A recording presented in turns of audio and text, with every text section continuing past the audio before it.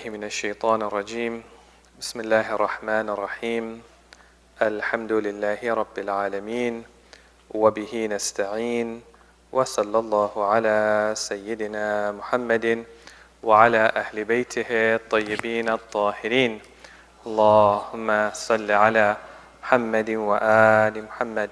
السلام عليكم جميعا ورحمة الله وبركاته. Today we are reciting from Surah At-Tawba, verses 55 to 61.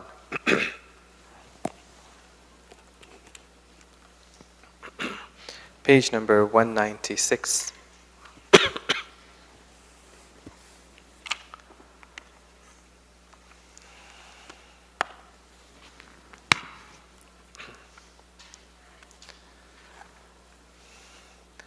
أعوذ بالله من الشيطان الرجيم. بسم الله الرحمن الرحيم. فلا تعجبك أموالهم ولا أولادهم إنما يريد الله ليعذبهم بها في الحياة الدنيا وتزحق أنفسهم وهم كافرون ويحلفون بالله إنهم لمنكم وما هم منكم ولكنهم قوم يفرقون لو يجدون ملجأ أو مغارات أو مدخلا لولوا إليه وهم يجمحون ومنهم من يلمزك في الصدقات فإن أعطوا منها رضوا وإن لم يعطوا منها إذا هم يسخطون ولو أنهم رضوا ما آتاهم الله ورسوله وقالوا حسبنا الله سيؤتينا الله من فضله ورسوله إنا إلى الله راغبون إنما الصدقات للفقراء والمساكين والعاملين عليها والمؤلفة قلوبهم وفي الرقاب والغارمين وفي سبيل الله وابن السبيل فريضة من الله والله عليم حكيم. ومنهم الذين يؤذون النبي ويقولون هو أذن قل أذن خير لكم يؤمن بالله ويؤمن للمؤمنين ورحمة للذين آمنوا منكم والذين يؤذون رسول الله لهم عذاب أليم. صدق الله العلي العظيم. اللهم صل على محمد وآل محمد. This is still a continuation of the discussion on the Battle of Tabuk. In the Battle of Tabuk, because it was a difficult journey, they did not want to come out for the journey. And they told the Prophet of Allah that we have an excuse for why we cannot come. But on the other hand, since you are going, we will give you our horses and we will give you our wealth, and you can take our wealth, it will help the believers. So they wanted to sit on the fence. In case the believers won, they could say that we gave you our wealth. In case the believers lost, they can say that we were never a part of them. Right? And so the Prophet of Allah was told, O Prophet, tell them, we do not want your wealth. And God does not need your wealth. Whether you give it or you don't give it, it is not going to be accepted from you. And we talked about it a few weeks ago where we said that it came back to their intention and there was a lack of sincerity in their intention. Now here Allah subhanahu wa ta'ala wants to answer a question that may have plagued the minds of some of the believers. They would perhaps have thought and said, Ya Rasulullah, even if they don't want to come, but let's take their wealth because we will need it for the for the weapons that we need, for the journey that we're going to make. And maybe some of them even had another thought in mind. They said that if these people are hypocrites and they don't have faith in their heart, then how come Allah subhanahu wa ta'ala has given them so much wealth? And how come Allah subhanahu wa ta'ala has given them so many children as well? Right? We would think that Allah would give that to the believers and not to those who are not believers. So it seems that at that time, even though the Prophet of Allah had trained them, their criteria for success was a very simple criteria. If a person does well in this world, that means that he is accepted in the eyes of God. And if he doesn't do well in this world, that means that Allah subhanahu wa ta'ala is not happy with him. So Allah is trying to clarify that confusion that they may have had in their minds. So He says, فَلَا تُعْجِبْكَ أَمْوَالُهُمْ وَلَا أَوْلَادُهُمْ. Do not allow their amwal, their wealth, nor their awlad, their children, to do what? To surprise you. It's not ajib, فَلَا تُعْجِبْكَ, right? Why? إِنَّمَا, the only reason why God has given this to them is يُرِيدُ اللَّهُ لِيُعَذِّبَهُمْ بِهَا. God wishes to punish them because of it. Now up until here it's easy to understand, because you can say that Allah lets them have the wealth, they don't spend it in the right way, they don't give their zakat, they don't give their khums, they don't help those who are in need, right? And then Allah subhanahu wa ta'ala will hold them responsible on the Day of Judgment. And the more they had, the more responsible they are on the Day of Judgment. Except in this verse, Allah subhanahu wa ta'ala says, because God wishes to punish them with it, fil hayati dunya, in the life of this world. So let me ask you, how can somebody be punished in the life of this world by being given wealth and money?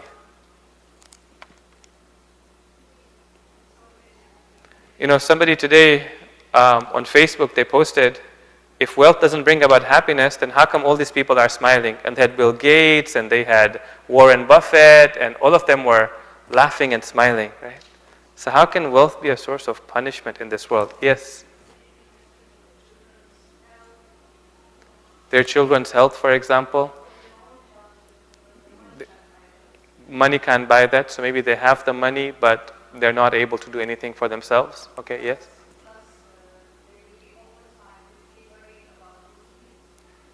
Worrying about the wealth, yes, yes. Any other way?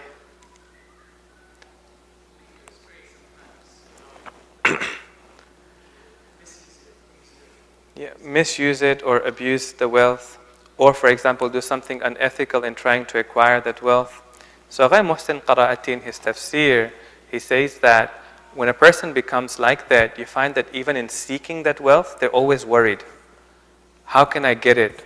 What happens if my competitor does better than me? Why? Because their faith is not in Allah subhanahu wa ta'ala. So even though they have a lot of wealth, but at night, sometimes they don't get sleep.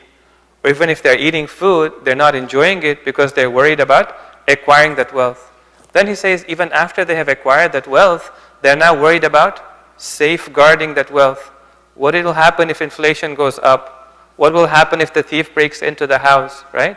And therefore this is also a way of giving adhab, giving punishment to the psychology or the psyche.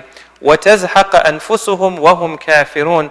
God also wants that the moment they pass away from this world, their nafs, their souls, should leave their bodies in a state of fear, in a state of anxiety, in a state of unhappiness. Meaning what? Our first Imam, Amirul Mu'mineen alayhi afdalu salati wa salam, Allahumma salli ala.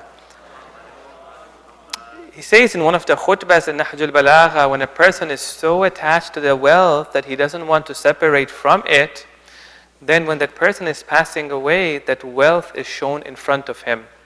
And then he has to leave it, he has to part from it. And because of that, the moment of death becomes very difficult for him. We make the moment of death difficult for ourselves. The angel of death doesn't make it difficult for us. Then Allah subhanahu wa ta'ala shows another sign of those who are not with the believers. وَيَحْلِفُونَ بِاللَّهِ إِنَّهُمْ لَمِنْكُمْ. Now sometimes it was very difficult for some of the believers because the people who were there, they said, we promise that we are with you. So the Qur'an says they will swear by Allah that they are amongst you. But وَمَا هُمْ مِنْكُمْ, but they are not amongst you. وَلَكِنَّهُمْ قَوْمٌ يَفْرَقُونَ, but they are a community that likes to do farq. What's farq? Farq means to be different, right? To create a difference, to separate, for example, right?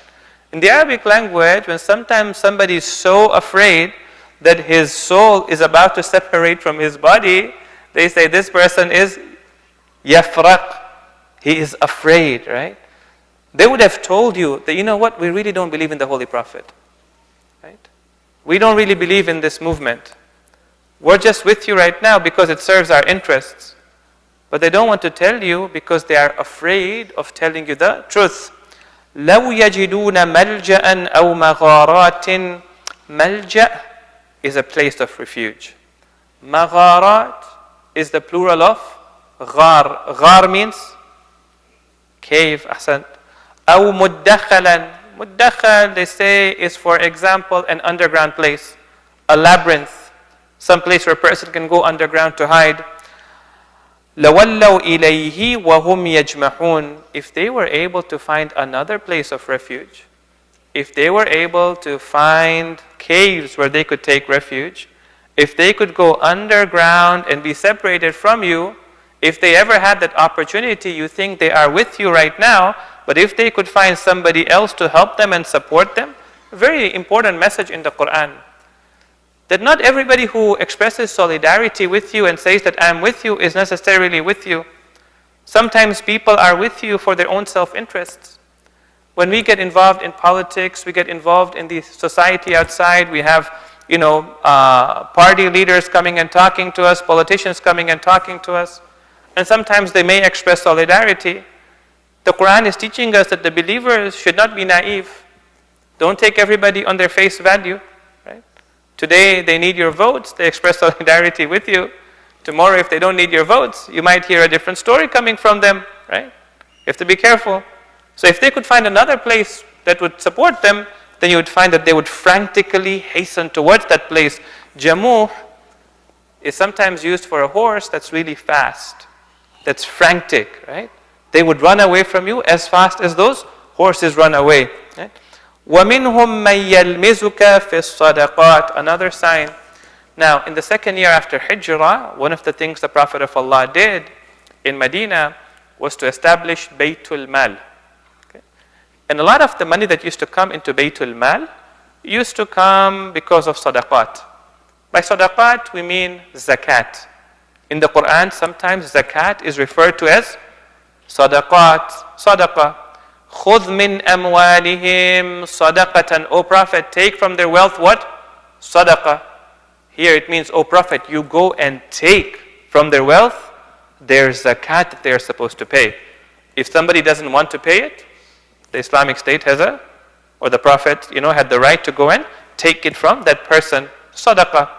Now, when the Prophet established it, people were still living in those tribal times sometimes.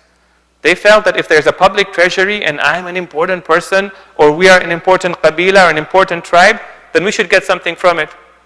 Right? So one day the Prophet of Allah, it's narrated in the Asbabun Nuzul of this verse, was distributing wealth. And somebody came, I believe, from the tribe of Bani Tamim, and he said, "O Muhammad, distribute the wealth with justice. Why are you doing injustice?" And the Prophet of Allah said to him, "If I don't do justice, then who else is going to do justice?"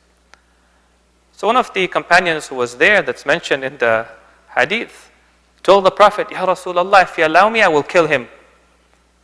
And the Prophet said, "No, there's no need to kill this person." But he said, "Leave him.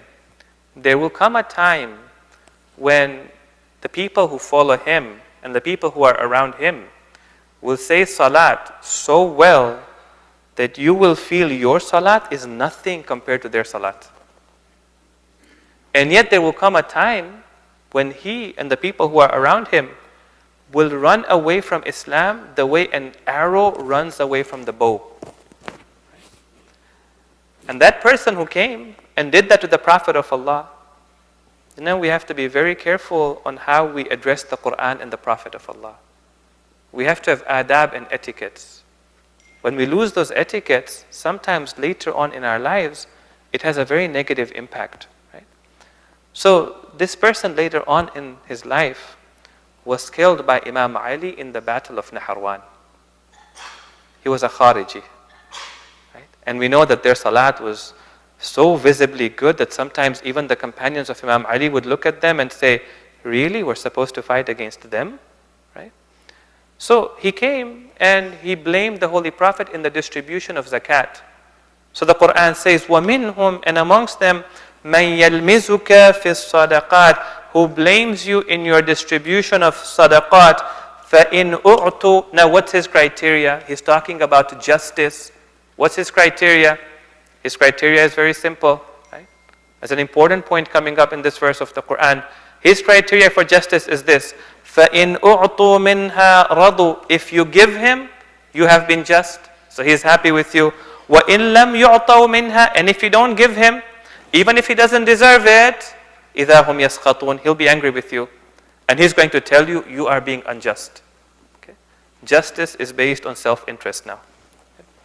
And the important message we get from this is, when somebody comes and praises you or praises somebody else, don't be happy very quickly. Ask yourself, what's the standard for his praise? Is he truly praising me for something that is true? Or is he just praising me because today I'm on his side and I did a favor for him? And if somebody comes and criticizes you or criticizes somebody else, don't be upset with him or upset with that other person. First ask yourself, why is he criticizing? Does he have a standard that he's following? Or is it because you did something or that person did something which he's not happy with? Because if you become happy very quickly, today you did them a favor, guess what happens tomorrow when you don't do them a favor? The same person who praised you is going to be criticizing you. Right? وَلَوْ أَنَّهُمْ رَضُوا مَا آتَاهُمُ اللَّهُ وَرَسُولُهُ. So instead of criticizing the Holy Prophet, what should they have done at that time? And the Qur'an says, if they in their hearts were only pleased with what God has given them and the Prophet has given them, and when they are pleased in their heart, they should say, and they were to say, Hasbunallah, God is sufficient for us, right? سَيُؤْتِينَ اللَّهُ مِنْ فَضْلِهِ. And in the future, God is going to give us from His fadl. Fadl is when God gives you, even though you have not done something to deserve it. We tell Allah subhanahu wa ta'ala, He should judge us with His fadl and not with His adl, with His justice. They have hope in God, that even today my rizq is not sufficient for me, but God will give me in the future. Inna ila rabbina raghibun. We turn to Allah subhanahu wa ta'ala. Okay? Things like that are going to happen in our lives as well. Sometimes we'll be forced to make choices in life. Right? Whether we follow Islam and obey Allah subhanahu wa ta'ala, or we go and do something haram. And sometimes it will be so tough that we might say to ourselves, you know what? Why is this thing haram to begin with? It should be halal. It should be allowed. Times have changed. Societies have changed. Circumstances have changed. Right? Recently somebody shared a story where a Muslimah lady applied to become an air hostess with Scandinavian Airlines. So initially they didn't tell her what their dress policy was. She was a muhajjaba.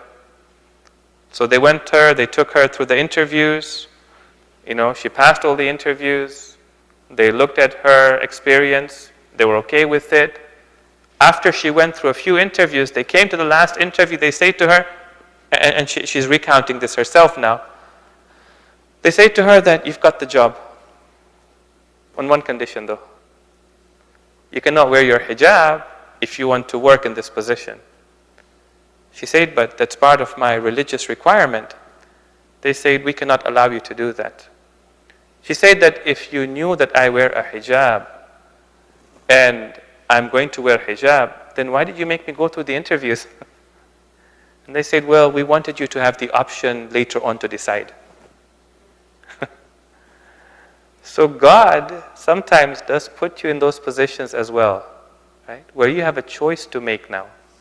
What are you going to do? Are you going to, leave something haram and say, you know what, it's okay, I'll take off my hijab? Are you going to say, why do we even have to have hijab to begin with? Or are we going to put our faith and trust in Allah subhanahu wa ta'ala and say, وَقَالُوا حَسْبُنَا اللَّهُ, God is sufficient for us. Okay. Now they want to know, these people during the time of the Holy Prophet, you've got so much money in Baytul Mal, all of this zakat, who is it meant for?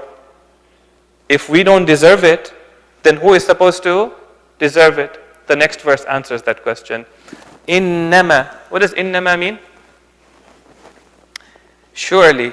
Innama in Arabic is for exclusivity, meaning surely, only and nobody else. Okay? So, innama, zakat is only meant for who? Lil fuqara'i, for those who are faqir, number one. Wal masakini, and those who are miskin. Question, what's the difference between a faqir and a miskin?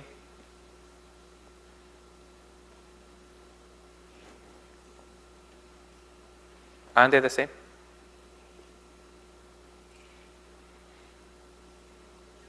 Yes.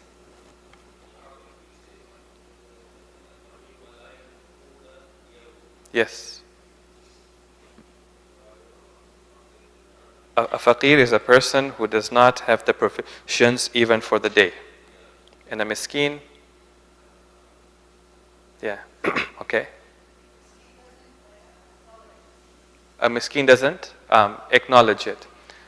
So there are differences of opinion on what's the difference between a faqir and a miskin. One of the differences pointed out is that a faqir is poor, a miskin is poor. However, a faqir is not that poor that he goes and begs. A miskin is so poor that he even goes and begs as well, for example. So one of them is even worse than the other in terms of their condition. All right. For the faqir, for the miskin, وَالْعَامِلِينَ عَلَيْهَا, and for the zakat collectors as well. Those who used to go from city to city to collect the zakat, how are you supposed to pay them? Well, you pay them from the zakat that you have collected. وَالْمُؤَلَّفَةِ قُلُوبِهِمْ, and those whose hearts you want to attract. Pay them and let them become Muslims. No. Right? Whose hearts you want to attract, meaning what? Meaning that you want to create the right circumstances for them so that they would turn towards Islam. Sometimes at the border of the Muslim lands, there used to be non-Muslim communities that used to live over there. The Muslim community wanted to make sure that their loyalty was with the Muslims and not with the enemies who were on the other side. Or for example, as long as the Muslims provided for them, they would have a good relationship, and one day they would come and ask, we want to learn about Islam. But there's no concept that you pay people to become Muslims. No, just to attract their hearts towards the religion of the Holy Prophet and the religion of Islam. وَفِي الرِّقَابِ, and to free the slaves. وَالْغَارِمِينَ, and those who are in debt. Right? Zakat can be used to pay off the debt of a person who is in debt, as long as he is not culpable for that debt.